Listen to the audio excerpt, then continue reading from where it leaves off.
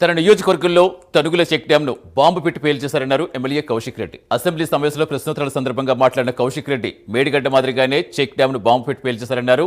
కౌశిక్ రెడ్డి వ్యాఖ్యలపై కాంగ్రెస్ సభ్యులు తీవ్ర అభ్యంతరం వ్యక్తం చేశారు. కౌశిక్ రెడ్డి వ్యాఖ్యలపై కాంగ్రెస్ ఎమ్మెల్యే నాగరాజు కౌంటర్ ఇచ్చారు. బాంబులు పెట్టి పేల్చేశారడం ఏంటని తెలిపారు.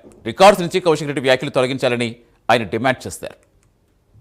కల్వల ప్రాజెక్ట్ అని మానకొండూరు కాన్స్టిట్యున్సీలో వస్తుంది, బార్డర్లో. దాని కింద ఆయకట్టు 6-7 వేల ఎకరాలు వస్తుంది. దాన్ని 2023లో భారీ వర్షాలతో పడ్డప్పుడు ఆ ప్రాజెక్ట్ అనేది కొట్టుకపోయింది. చాలా సంవత్సరాలది. ఆనాడు కేసీఆర్ గారి నాయకత్వంలో 70 కోట్ల రూపాయలతోని డిపిఆర్ చేసి పంపడం జరిగింది.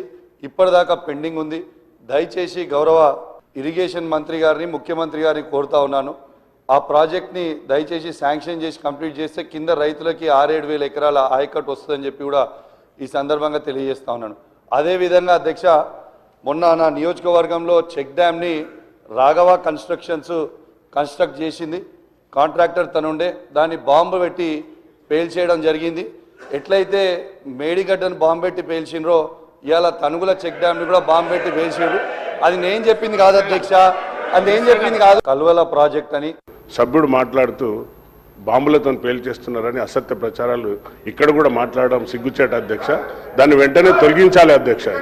రికార్డులకు వెళ్ళి తొలగించాలి అధ్యక్ష. భాష మంచిగా మాట్లాడారు.